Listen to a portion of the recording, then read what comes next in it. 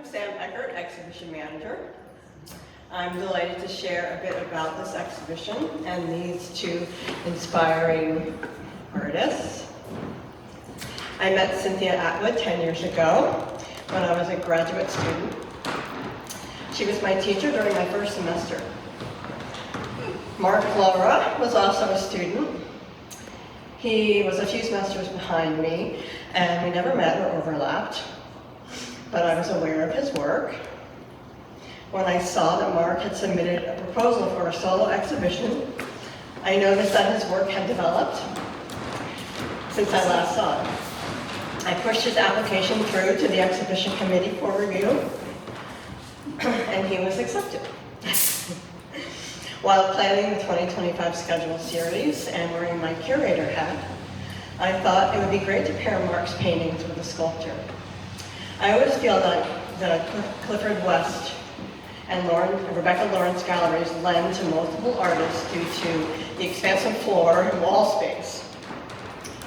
Flipping through my artist Rolodex and scouring the internet, I was reminded of Cynthia's fiber sculptures and checked her website. I realized that her fiber sculptures would be a perfect pairing with Mark's abstract paintings. As a side note, I want to say that seeing artwork images online in digital form is nothing like seeing it in person. While looking at both artists' work and images, there are so many nuances that I missed. With sculpture, I always misread the scale, even when I know the measurements. With paintings, digital images flatten the work in a way that texture and surface treatments are lost. When I visited Mark's studio and was able to see these paintings in person, it was an entirely different experience. I encourage you all to get out there and visit galleries and museums as often as you can, because few things in life give you such inspiring pleasure. Visceral Resonance, aptly titled by Cynthia and Mark, because we feel this work and it sticks with us. It's a dynamic collection that warps and wefts, weaving together with a curatorial yarn. The collection invites us to lean in and look closely, and to stand back and take in the experience, encouraging us to reflect on the unexpected connections between two distinct bodies of work and reminding us of the many ways in which everything is interconnected. I would like to introduce both artists by reading each of their bios, and then we'll invite Cynthia up to talk about her ideas and process for about 15-20 minutes with a 10-minute Q&A. We'll take a short break, and then Mark will follow suit. Cynthia Atwood has spent 40 years in the Berkshires of Massachusetts. She holds a BFA in painting and printmaking from the University of Kansas.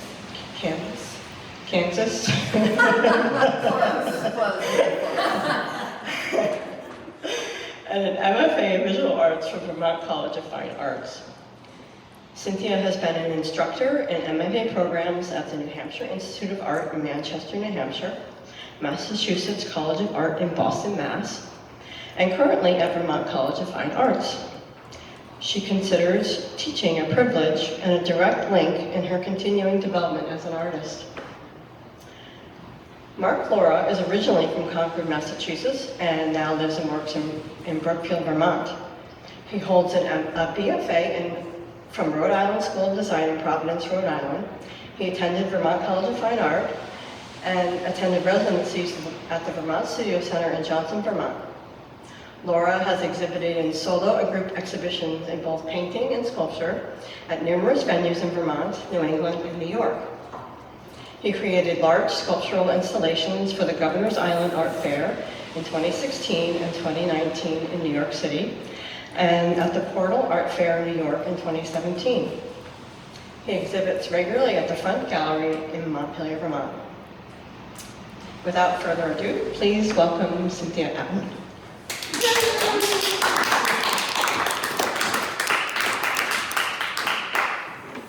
Thanks, Sam. Now, do I have to speak into this? I don't think so. Okay, because I think I'm plenty loud. Can everybody hear me? Well, you might want to, just because of the the video. Well, that's what I was asking. Yeah, Is it you hooked might- directly into, oh yeah. I should learn this about videos. One of the things I want to say is, to start with, is the friend that came with me on this trip to accompany me driving, Cynthia Atwood, when I knew I was going to have this show and that I was going to be selecting from old work, she came over and helped me unpack everything, and we got to look over all the pieces and laugh a lot because she's known my work for 55 years. And we said things like, "You made that?" And then, you know, chose things from the lot. But I was inspired to do that by Sam, who, when I visited the gallery, said, "I'm using this picture for publicity," and it was a picture called an image of her pet question. And I thought, wow, I have so much work that's packed away that hasn't, you know, a lot of it hasn't been exhibited. I'm going to go there. And it was kind of a great pleasure, and also to feel that when you make something, you don't always have to make something new. The old work still has value, and that was really good for me to really sink my teeth into. Because it's really exciting to show the new things, you know. But I didn't do that this time. But it's been reminding me of what it was like to make the pieces. Like, for instance, this piece over here, Trance. I think I named it after someone who observed it said to me, it's like something very important being held tenderly. And that was better than anything I could have come up with. And for me, the experience was just, I have this piece of bittersweet that I'm extending by using rubber snakes covered with cloth that are attached to the ends of the wood, and I just love materials so much. And then covering that other piece of paper mache with fake fur, and then using matte medium with a little bit of pigment in it. It was like it got licked. So it's very animal to me, and also the concave quality of the piece that's being held made me feel like I want to put myself in that place. So all of these motions I'm making and the way that I handle things is really why I'm making it all. I think it's good for my body to have the experience. It's a heart space that I make in, and it's a positive expression. And I'm glad I have it. When I think about today's world and even what's happening today, April 5th, all the protests that are, people are showing up to stand out in the rain here to express an opinion. And I think that this particular way of expressing as an artist has so much value, and I don't want it to be lost. Its worth is not monetary for me. I don't know where I'm going, so I'm a little lost myself, I think. But is there any piece that someone wants me to talk about? Like, it's been fun to unpack things like Third Eye, that piece over there it's like a body. It's like a landscape painting. It has 3 eyes, but it also has a third eye that has turned into a game by stacking up those styrofoam balls covered with velvet. It's as if you can imagine, at least this is my interpretation, of going up to the piece, and it's like a game, sticking the ball through the eye, and might it come out that funnel at the bottom? I mean, I think a lot of the things I make are kinetic because you imagine handling them, or you imagine playing with them. And I suppose essentially what I'm doing is playing with them when I'm manufacturing them. And I'm lucky at this point in my life, and for a while now, to have enough skill to be able to manipulate the materials and engineer them into what I see or what they suggest. And you know, that feels pretty good at this point in time. And this piece right here, Polish, I saw a movie in Spanish movie in my freshman year of college where the woman had the floor waxer. She was obsessed and she was going around polishing up. And I just thought, okay, make this totally ornate garment that plugs in all for the measure of, excuse me, one little quiver at the bottom. And you can miss it entirely unless you really went up and concentrated and looked.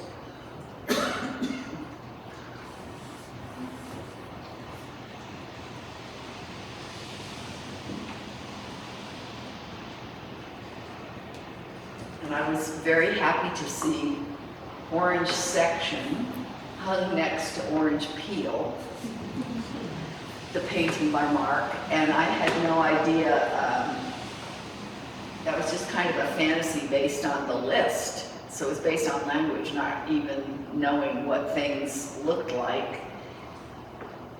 And last night looking at that piece, I was with a viewer and she said, it looks like a tumor. And it kind of does look like a tumor, and I realize I do like to make things that appear to be growing or have some kind of a life. And a tumor has life as well. So I didn't take it in a negative way.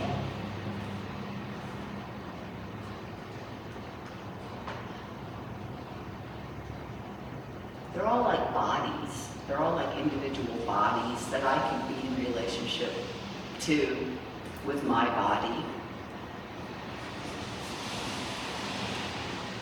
And I do entertain myself when I work. I find the work funny, often. And I think that has value for my spirit as I work in the studio.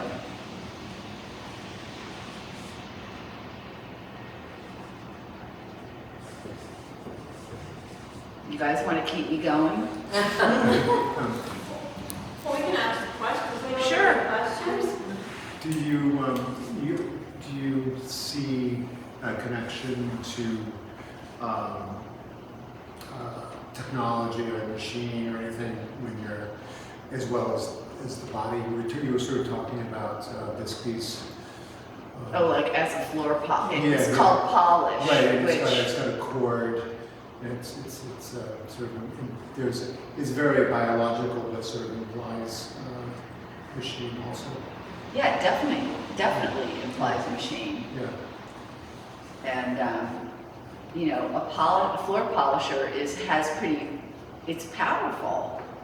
You have to really use muscle to control that when you hold it on a floor. And I think where I was going was kind of a sense of opposition. Yes, I did experience it as a machine, but also it has that vulnerable little body part down there, and all the energy that gets put into one little quiver. It's kind of a joke about sex, and it's a comment about sex, and it's meant to be funny, at least for me.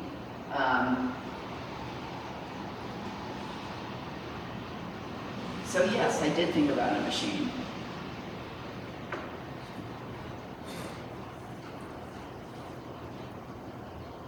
Well, I'm intrigued by that piece and the possibility of these little balls coming out. Yeah, that they might come And out. like come out, and then you have that little piece over there that also has something underneath it Yes, coming out. Yes. You know? And in a sense, you have that there too, with the cord coming out. yes. So process, connection, change, I guess, you know?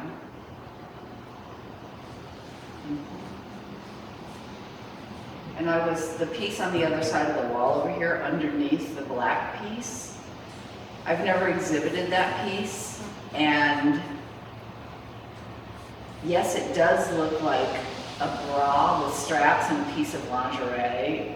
I don't see it that way at all myself, but I know that it looks that way. But I made that piece after 9/11, and it was more powerful to me to see it again and to hang it, to see hooded heads that referred to birds and also referred to bodies, and a sheer zippered case kind of hiding the underbelly of things that were connected by hair, like were they under the ocean or were they under a pile of dust? I mean, I don't, you know, the piece still holds a lot of mystery for me, and I'm happy about that.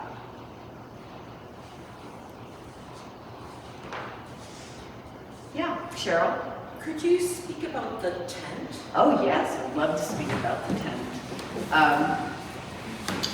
You know, the first thing that happens is I went to the dump, and there was a couch on chains hanging from that metal frame, and you know, an outdoor porch kind of swinging couch.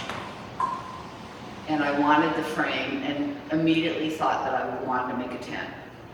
So I brought it home, and I made a pink tent because, for me, that's the most obvious way to go. It's a feminist statement, but it's also, if it's going to refer to a place for me to be, that's why I chose the color. But I've used a lot of pink, and I consider the combination of pink and blue to be kind of like black and white, like a gendered combination. But I have realized just lately that another sentence came up for me about that tent, which is, it's a transparent place to be. And I mean that in the spiritual sense. Like, yes, I want to occupy that kind of space where I am transmitting clearly to the people I engage with, and I am transmitting clearly to myself, kind of stepping back a little bit with with an openness to the world. So that's what it's come to mean to me. Seems like a very safe space with the fuzzy rug or With the flocati. Yeah, you can just curl up it. That's good. It does seem inviting. And I liked putting the balls in relationship to each other, so representing a relationship inside this space. And I did read the book The Red Tent by Anita Diamant, and it was just a gathering place for women. That's what it represented in the novel, the historical novel. And I thought it might touch that, but I don't think it's really what it's about.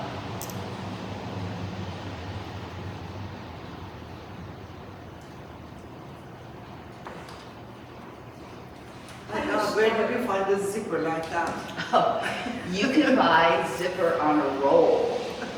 Really? Yes, you can buy it on a roll. Like if you're in the if you're manufacturing cushions and you need to put a zipper all the way around a cushion on a bench, yeah, you can make a zipper as long as you want it to be. Oh, fantastic to know. Yeah, yeah, yeah. And I do make my living selling curtains and textiles. I have 2 work rooms in my home. I have, you know, a few sewing machines and a serger, and I have a production table and steamers and all kinds of things, all kinds of equipment. And I'm still enjoying the work. I'm still climbing ladders and packing my car and driving off to install whole houses full of draperies with the help of others. But I'm actually standing there sewing them. And I like it. Because I'm independent and I work at home. And I can stop and walk. I can stop and go to the studio. I can work and go through the studio to get something for work, like at the workbench, or cut something, and kind of start looking around. And if there's something already in process in the studio, that could be a moment to work. So there's times when things are really moving from very easily from one space into the next workspace, and that's my best energy when I have that going.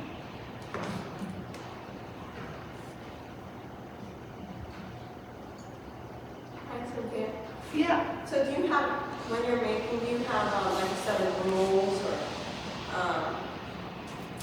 within your process for making choices and moving forward? No, Hmm? no. I have a set of suggestions. You know what I mean? Like what is suggested to me by the materials that are in front of me. But I guess to better answer your question, I could say that the alphabet of weapons was the one time I made a whole body of work that was very successful over a 7-year period that had the boundaries of the alphabet.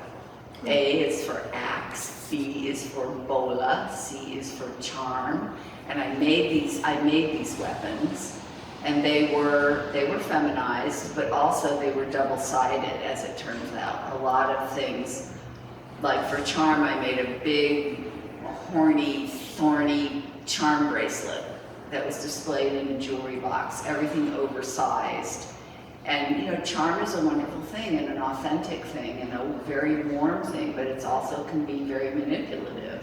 So I was choosing, you know, and I think most of the pieces ended up being like that for me. So that was a rule or a boundary, you know. What are you working on next? I think once you get going on things, well, like I have a body of work that I'm continuing that's black and white, and I'm going to be showing some of it soon. And you can't get away from racism when you show black and white work, and that's okay with me, and I don't know if I have any authority to speak in that area. However, there is polarity and there is duality, and those can be also be represented by black and white, and that's could include racism in a way. So that's my approach, and I'm going to continue with the work anyway, even if it gets me in some hot water. I don't think it will, but I don't know, it could be being naive about that, I don't really know. Yeah. And I right now have in my studio a whole lot of cardboard tubes that are left over from the fabric that I work with, and I unroll the fabric to the manufacturer, and I have a cardboard tube, and I put it out on a day like this, and it gets wet. I bring it back in, and I roll it and fold it and tie things in knots, and then I bring it back in and I dry it, so it's very amusingly agricultural for me. And then I'm going to be putting them all together, I'm attaching them together. And it won't be one big piece in any permanent way, because I think that's too difficult to tend, but I would like to build something that keeps moving across space and connects, like maybe with zip ties or some kind of a manufactured finding that I put on the tubes. But I don't really know what it is yet. Like, it's in the space, and I like it because it's hanging and some of it's on the floor and they're connecting, and I'm intrigued, but I just don't know what it is. And I often don't know what it is.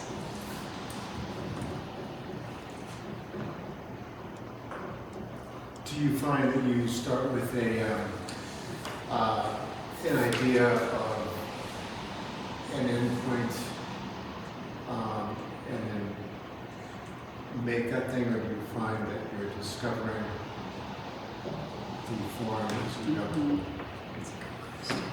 Yeah, that is a good question. It's both.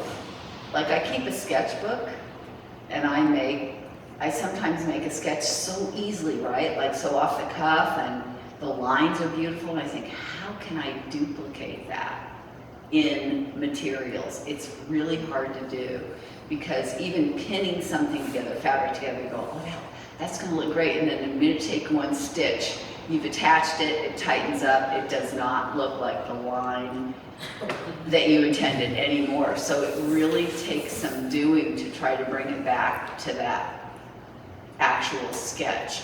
So I've had that experience. I've also had the wandering experience, and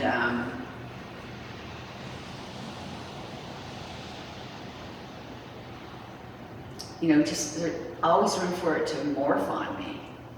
Like you might have a plan, but you begin and you go, well, that's not it, or you might cut it in half, like it's just not working. I have to pull it apart. I'm willing to pull things apart, and so I've approached it from both sides and enjoy both sides.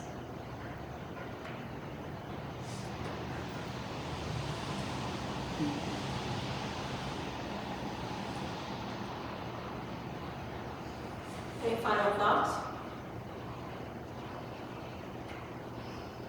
I'm sure I'll think of them in the car. Something that I could have said better or done better, but it's okay. I mean, you haven't looked at any of these things and thought, well, why or what? Or I mean, sometimes it's just fabric. Like, look at that gorgeous orange wool that I used in someone's home, and there was a piece left, and I took it, and I just couldn't wait to use it. Was that from a drapery then? Yeah, or a pillow or something that someone had wanted, and it's wonderful. It's like you push it together, and it's like it's alive, it puckers, and you wonder, well, what else can it do? And one of my particular favorite parts of that is underneath on the right side where there's a patch laid in that's kind of an irregular teardrop shape that it, you know, there's a seam on either side of it and the fabric goes up on either side of it to finish to upholster the shape. But the wool just handles so beautifully. It's thick and you can do a blind stitch and really lay it in a way. Not every fabric responds that way. So I'm looking for the, you know, that kind of response from my materials also. Do you think beauty plays a role in that, in your material search? Absolutely. You're resonating with the beauty of Yes, it's like, oh, I want to handle it. So luscious stuff, you know, like really quality goods. And I really like wool, which I think is probably a very Puritan aesthetic on my part. And I find that amusing in itself. And velvet. And velvet is great. Stretch velvet is great. Like that gray on that horn piece, I bought a whole bolt of that. I mean, that double-sided color, like a shark skin kind of fabric. I love the fabrics themselves, and I'm very influenced by them. And like to dye things and change the color and apply paint and kind of, you know, sometimes I consider myself a painter. You know, I don't want to take the fabric at face value. I want to modulate it and make shadows with it.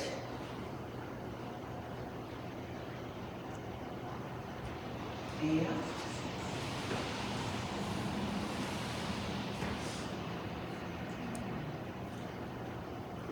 Is this hair on this, what's this one called again? Trance, it's synthetic. It's synthetic hair? Mm-hmm. Mm-hmm. The only real hair is my sister Amanda's hair over there on those fruits. And the monkey hair? And the monkey, that's not real hair either. What? But that's also synthetic hair. On my monkey. On the piece that you have, the monkey hair. That's my monkey. Her question. Oh, right, I love that. That is such a fabulous, I love that you have that. That's It's so really, it's that thing, right? Yeah, the question mark. Yeah. A question mark, a dressed question mark with a garment on it, you know. Also, that's very prevalent in my work, like dressing things up.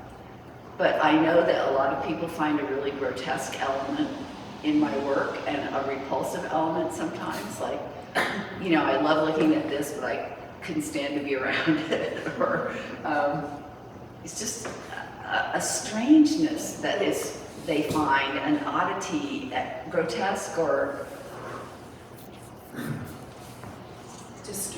disturbing. I mean, I know that, but I'm always sensing it as beauty. And so I'm using, my vocabulary is skewed on my description of it. But I know it's there because it comes up over and over again for people.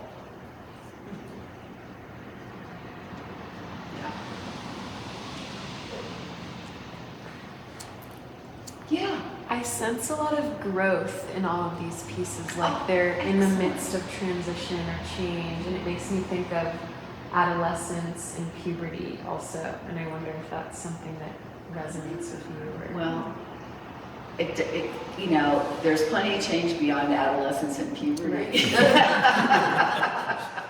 And it's still happening now. Yeah. No, there's plenty of thresholds present here. Because, you know, your real life comes into the studio. You can't avoid it. And, you know, like this prosthesis, could I buy myself a new head, you know?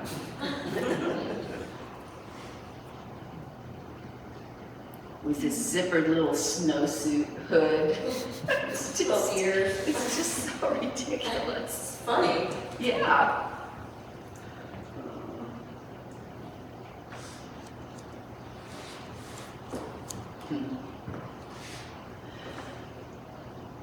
I'm sure you could dig more out of me.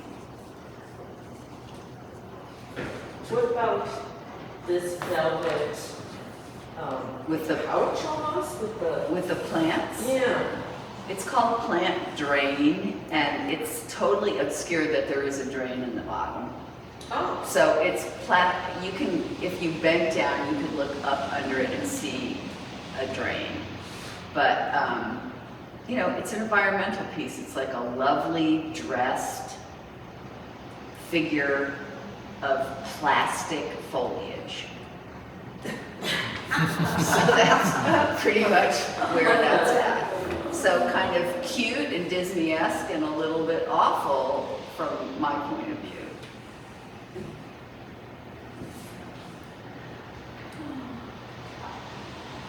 And that piece I made, My Monkey, that I made from my late husband's drawing, which I talk about in the video, he made a pencil sketch. I nailed it.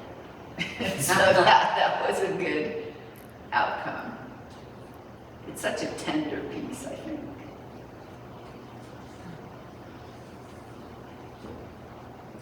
Well, what a treat. Thank you. Thanks. Yeah. That's good. Good practice for real life.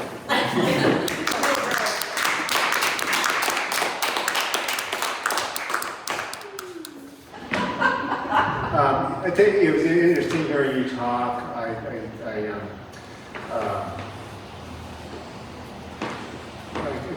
think there's a sort of coming at things probably from a little bit of a different direction. I think more about the conservative symbolism and the relationship to content for you, that you're sort of interested in systems and you know, the laws of physics or something. Anyway, so I don't really like to talk about my practice so much. It's kind of, I find that the words are always like a different thing than the practice, and so it starts to feel fraudulent really quickly. So I'll just talk, and then it may or may not connect with, may not map up to the work. So sometimes I find myself talking about how the work is process oriented, and everyone says that. I think everyone's got a process. There's you start with a blank canvas or pile of something, and you wind up with something that's on the wall. In between is a process. Brushing your teeth is a process. Right, it's a process. So I was trying to think about like what I thought that was for me. And this body of work is not the only thing that I do. There's other stuff that is probably more procedural, although for me it really isn't here. When I think about what is process art, what do you think about someone like Linda Pendulous, or a lot of people from the 60s, Richard Serra and Let Around, and the concern with the material, physicality, and letting the material determine the final form, and that's really interesting for me. I have a lot of affinity for doing that approach. Robert Morris, the felt pieces. Even like the blind time drawings where he's doing work blindfolded. That's really promoting process to me, and the sort of the way that was interacting with time and sort of making sort of imposing this awareness of the thing coming from a moment, in juxtaposition to the physical object of it.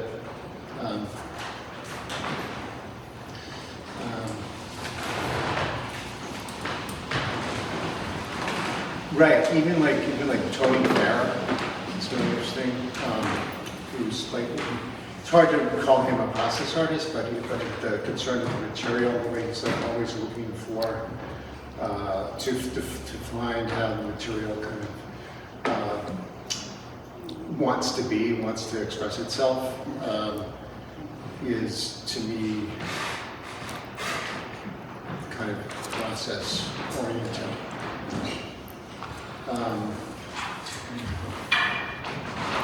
Process is a set of rules for engagement.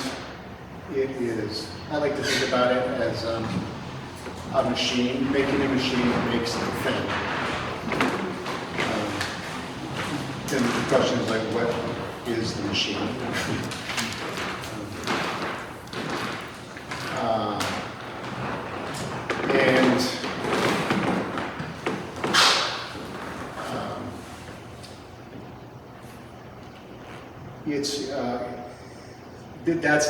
To think of the process as a machine making the thing is really kind of incomplete. I was looking at a picture of a Mars rover, and it was sort of stark. It was like really emblematic of this way of thinking and looking at the world, and seeing and making.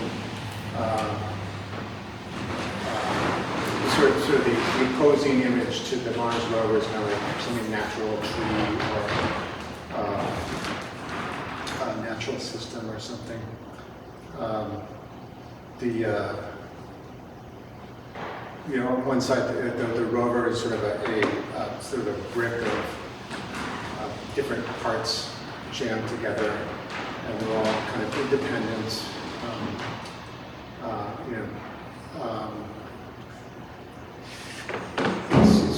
It's sort of something that's made from a conception, sort of top-down kind of construction, hierarchical. It's about sort of serving a a goal or a purpose to gather information. And so the natural systems are more, in contrast, unified, holistic, bottom-up determination. It's about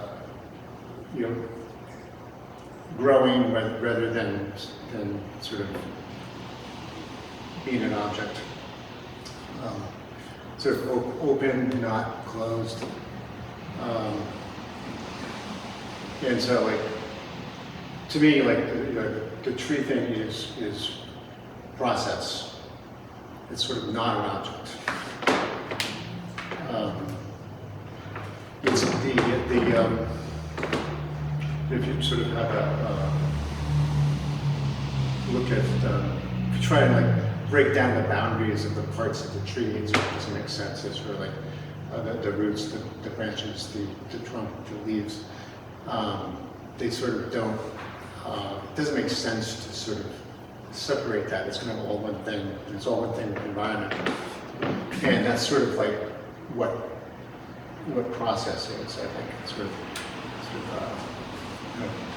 anti-object in a way.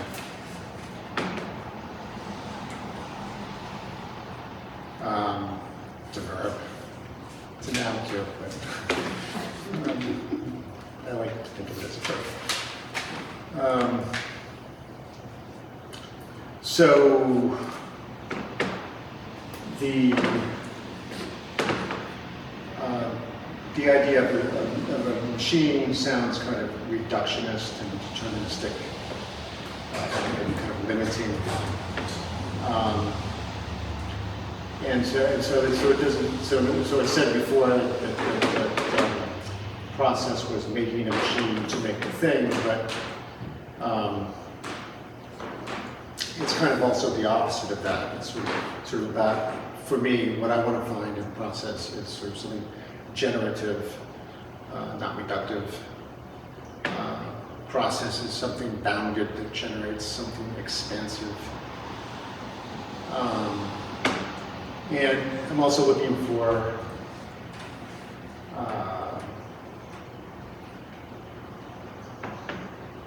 the way that process involves collaboration. There's a machine operator. Kind of like DNA is a genetic blueprint, but mutation of the genes is the collaborator that leads to evolution, and that whole thing, rather look at it as a system than just sort of the machine part. So so it's important to have a disruptor, something a trickster, something that relates to, I guess, the unknown.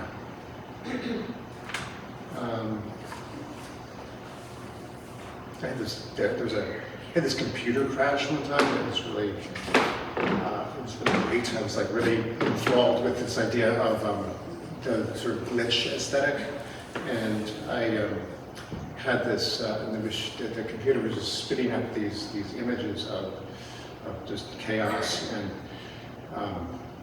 just shattered pixels, and it was kind of hallucinogenic. And it's sort of and it was taking screenshots. It was like Bigfoot appeared. You got to get your camera and look at it. But so it was kind of like the machine was. It was like the machine was dying and confronting mortality, and sort of this consciousness was arising from it. It was used all of a sudden this thing based in logic was emitting these expressions, this sort of almost creativity or something. Maybe I'm projecting.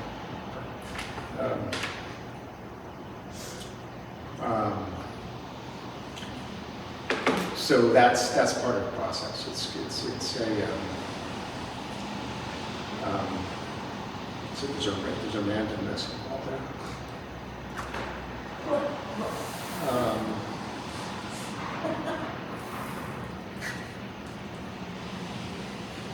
I don't know what you're saying.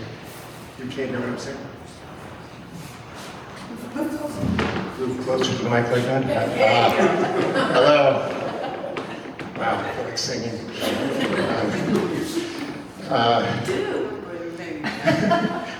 You don't want me to sing. Sometimes when I'm drawing the computer, I try to make the tools kind of do things they're not supposed to do, like figure out how they don't work, and sort of come up with digital equivalent of like paint splatters and drips and such. So this idea that of the machine misbehaving is really important.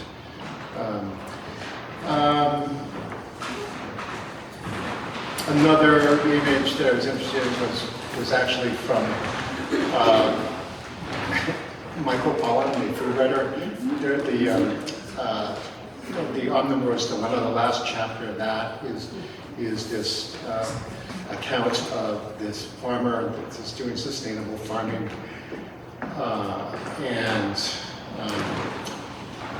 so no additives, no fertilizer, no petroleum products, trying to get no antibiotics for the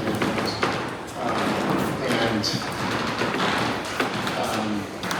so there's this whole accounting of how you bring the cows in, the cows eat the grass, and the pigs in, and eat the rest of it, and you bring the chickens in, and the chickens eat the bugs from the dung from the cows, and everything sort of fertilizes.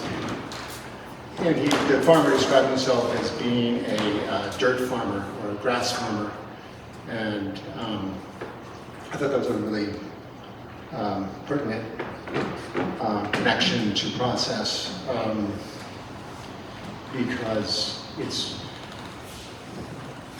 a sort of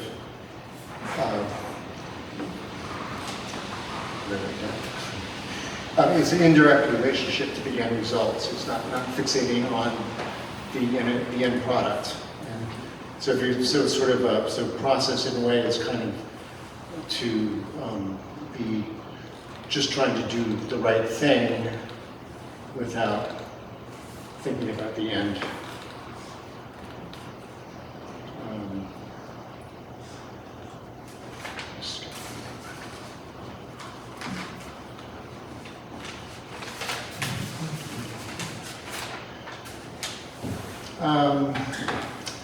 So like the best things I make, I don't make.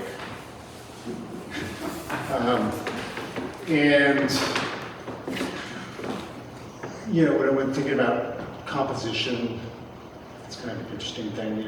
When you're dealing with painting, you can't avoid composition. You can't, like, if you say something's abstract, you can't avoid imagery. Although I don't feel these are images. So I want, composition to be something that arises, not something that's imposed. That's sort of process thing to me. Again, sort of the idea that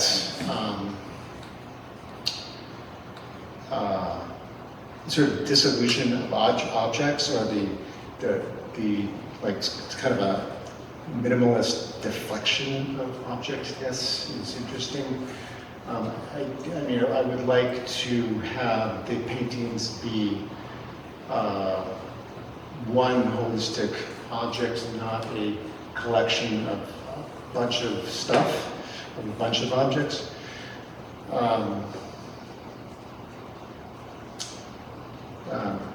It's sort of wanting physicality to it, and that's the concern there is to sort of have it be present, have it create a presence, which is maybe subverting the idea of image, because is kind of something that takes you to a different place. And if you have presence, perhaps you're staying here and you're not dealing with image. Why not? It's an idea.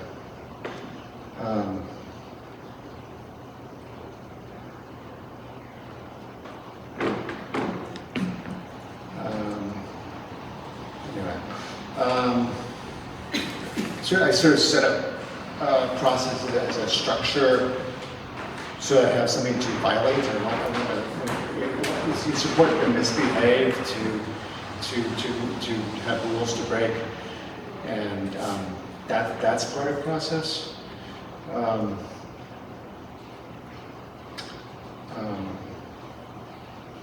Just want to get out of my own way. I want to create a way, a mechanism to be present but be out of the way. That's what process is. That's close to all I have. I want to find a process that is machine, that is trickster, that is generative, and that engages with subjectivity. And that's my thing. I like that. Trickster word. Questions, comments, jokes? So in this concept of process, are you the process or are you the machine?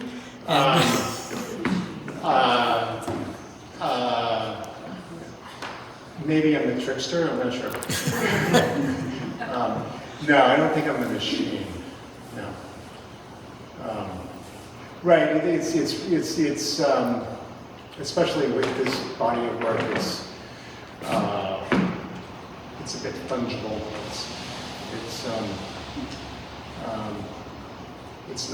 I'm not rigorous about this process idea. It mutates.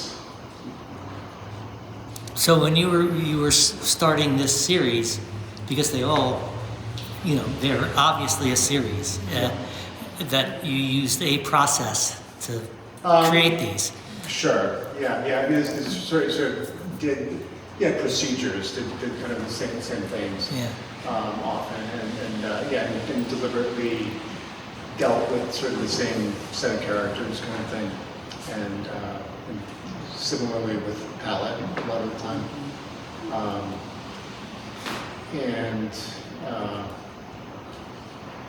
it's sort of there's sort of a dynamic of established using something like process to build a structure to kind of set things up and then tear it down. It's sort of recursive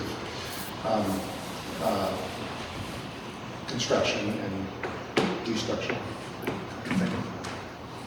Yeah, I mean, it's a really beautiful series. I mean, I just love the color palette in this. I just wonder, where do you begin? I usually begin by making drawings of patterns, and they're pretty loose, but sort of try and come up, try and sort of map out the whole, block out the whole painting.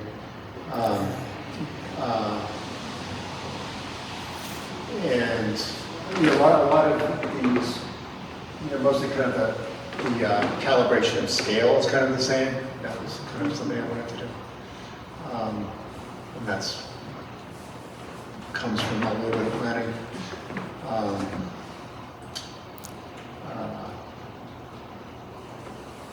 There's sort of like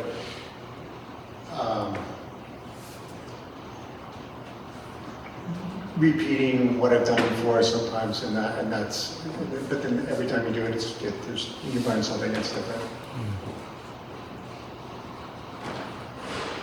What's an example of your misbehavior?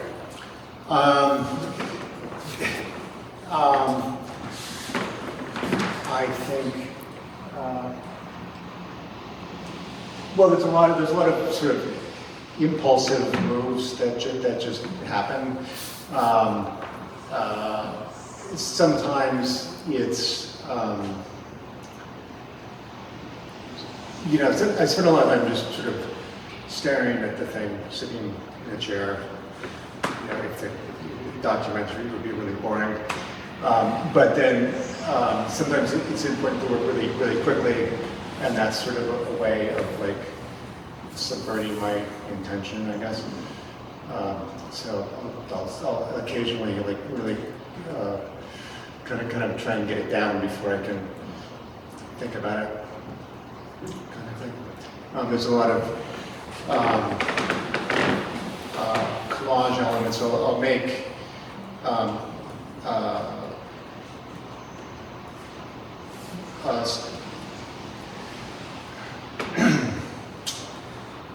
I'll work on pieces of paper with paint that I'm going to incorporate into the paintings, and the way that gets cut and pasted is there's a lot of chance to that.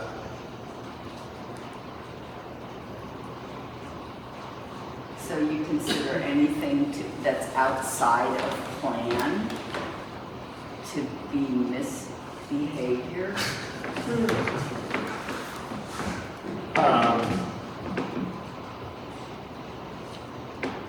I don't know,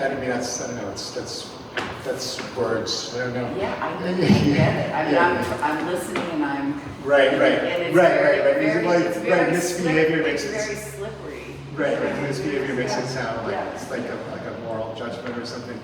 Of yourself, yeah. Right. Right, I don't quite see it that way. But I think there is kind of a psychology of the studio where you sort of like tend to hold on to things, and you know, the things you like are really dangerous. They can really trap you. Yeah. You might have to get rid of it. You might have to get rid of it. You have to sacrifice the children, Yeah. sort of thing. Yeah. And so that becomes charged like a moral evaluation, I think. That becomes almost like a moral discussion, dialogue. You know, I mean, that's sort of. I mean, is there like a meaning to that? Is there a meaning to the laws of physics or something? My question was, do you see any relationship between language and abstraction?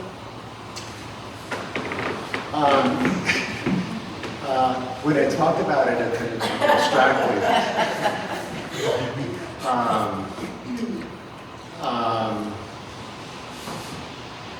That's a good question.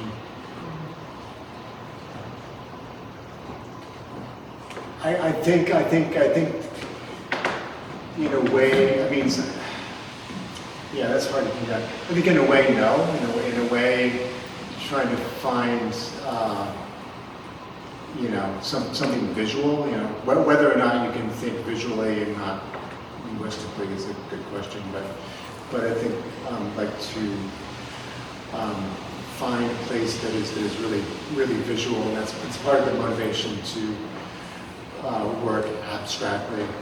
There's a distracting quality to imagery that puts you in a different place. So, hard question. Yeah, I also I think, well, I see in your paintings, like visually, I see sort of a language in the painting, like visual, the shapes sometimes come across as kind of language. Yeah. Right. If there's no language at all, it's chaos, and you don't. Chaos with no order is gibberish. So.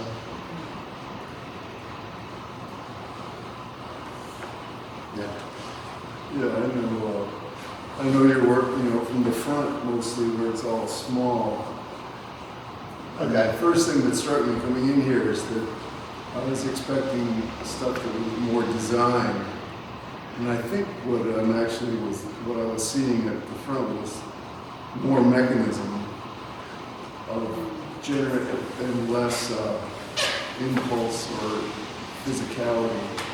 And I'm sort of wondering if that's how you see it, or maybe it just appears that way because it's small and the physicality doesn't really. Some of those pieces were older, and sometimes I am struggling to find something for those shows because what I'm looking at is large and doesn't fit. So a number of times I've drawn from older work, and a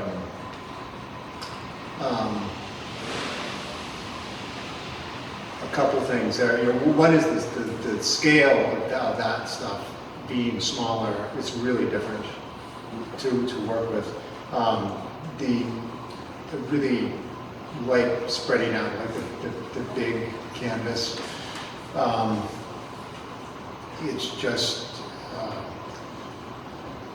It's just entirely different. It's sort of like something happens up here, and something happens down here, and it's like a landscape. It's not like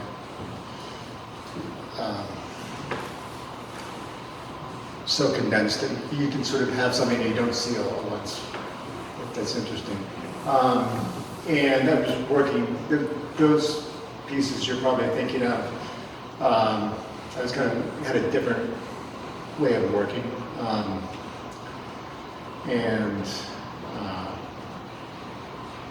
at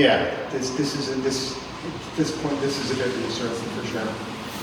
And then sort of the way I'm understanding it, you sort of start with the mechanism and then the rules, and then you break them. Right. In my language, it's mechanism and impulse, sort of translating. Do you ever do it in reverse, or are you interested in trying it in reverse, where you start with the impulse and then do the mechanism? There's always a mix, right? Like some of those people, like from the '60s, are just like so interested in being, establishing like a process that's like just objective. It's like really conscious about a process. I'm not being that way,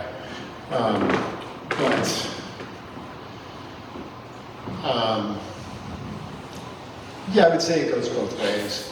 I find that to just get too lost in the beginning isn't working right now. It's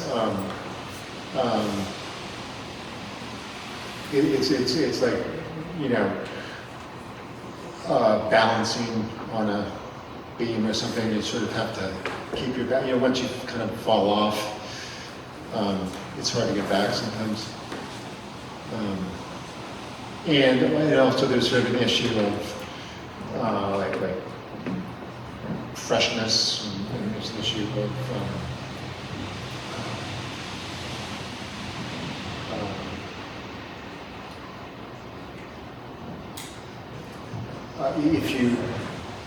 everything you've done on the painting is always there, and so the more stuff that you don't like, that you cover up, that you try to deny, all that stuff makes it worse. And so too much stuff that's completely unintentional right in the beginning kind of throws me off usually.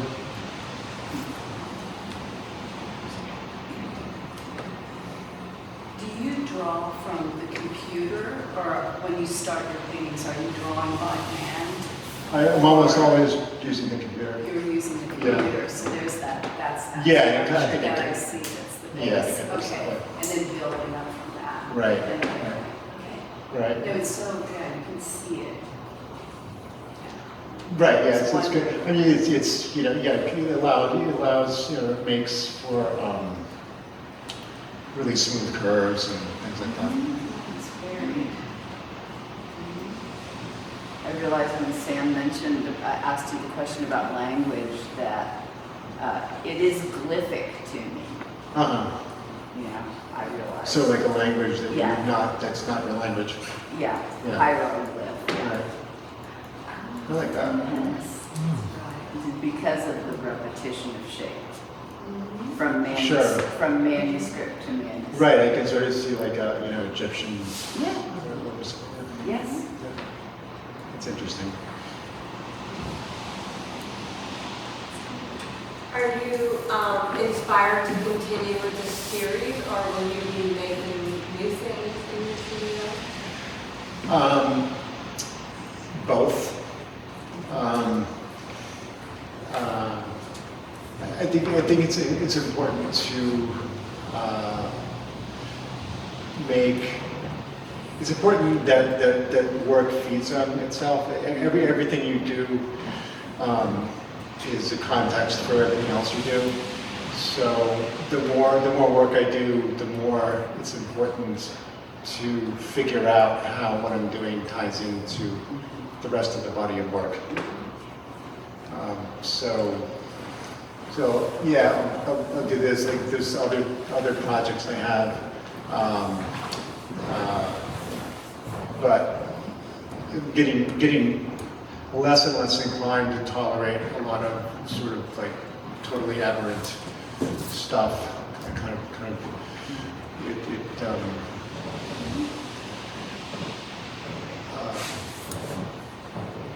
you got, I mean, you know, to build the structure, you got to have a foundation. You know, like keep building on what you have to some extent. So it feels like what I've heard a lot about your process, and very serious, but I see a real sense of play in these pieces. Yeah. I'm fun. The small objects that you're making, does that feel like play for you and less about like intention and tied to? Yeah, it's just those are sort of making like little wall sculptures from found material. The sculpture is always fun because usually I'm using things from the world and that sort of, and I'm sort of, I kind of resist content in a lot of ways, and so that sort of imposes content on the work. Is, you know, whatever, you know, if it's not art supplies, it sort of carries some kind of association with it, and so there's some of that's interesting in those pieces. I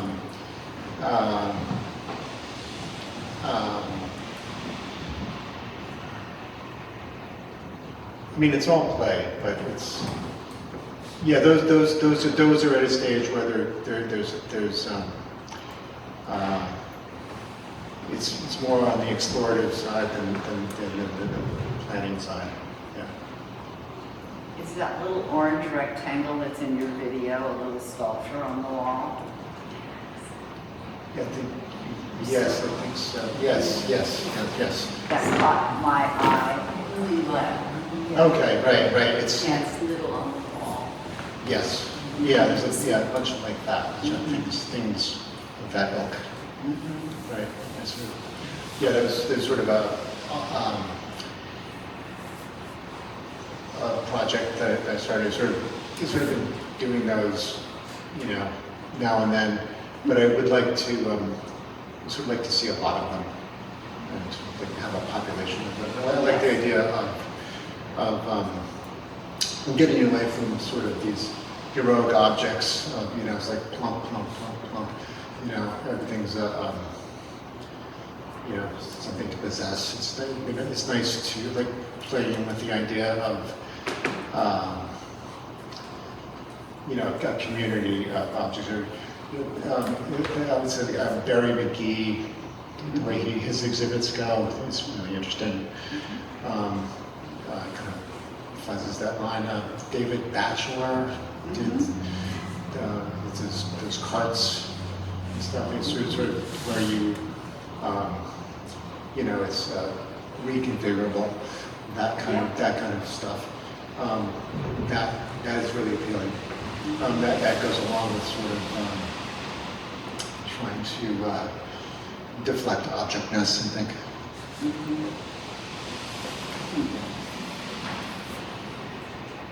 I myself am involved in a lot of little pieces these days, and I'm really enjoying that Yeah. way of working. And I agree with the idea of population of them. It's nice to do things that are precious. Yeah, Yeah. they're quicker Right. and they become more gestural, and they're not as refined. Right. And all that seems positive at this time. I agree. Yeah.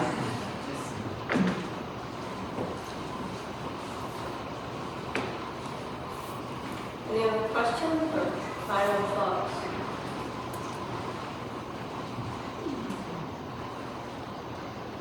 Okay. Thank you, Mark. Thank you very much.